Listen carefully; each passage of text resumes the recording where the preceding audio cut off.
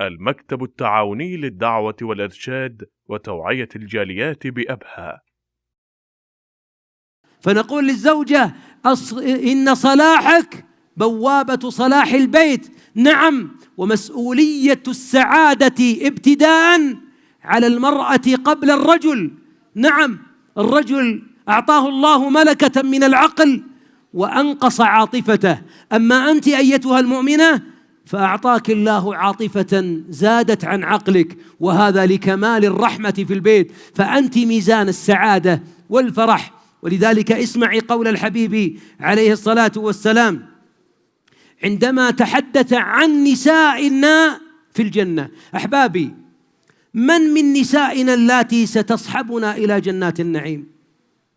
الله يجمعنا بزوجاتنا في جنات النعيم وأبنائنا وكل من قال لا إله إلا الله. لكن والله، وهذا محزن، والله إن الحب بين بعض الأزواج سينتهي في الدنيا، وفي الآخرة يتزوج إن دخل الجنة غيرها، وهي إن دخلت الجنة وهو ما دخل ستتزوج بغيره، لأنه لا يوجد في الجنة أعزب. لماذا؟ ما اجتمعوا في الآخرة وكانوا في الدنيا في بيت وعلى صحن واحد، وكانت تقول إني أحبك وهو يقول أنت عمري. كل هذا كلام فارغ. لماذا تفرقا؟ لأن الحب ما كان في الدنيا على الطاعة، ما كان على الصلاح. ولذلك اسمعي هذا الحديث، يقول صلى الله عليه وسلم: نساؤكم من أهل الجنة أولا الودود.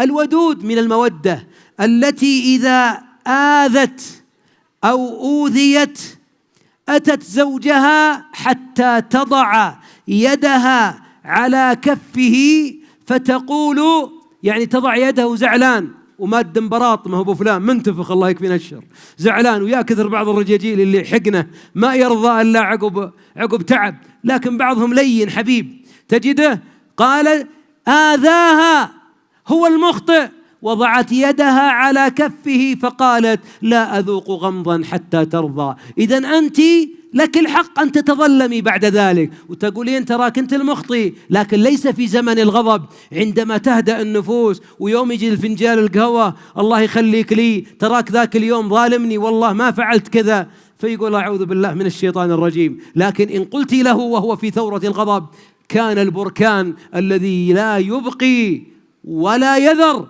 فلتحذر المؤمنة.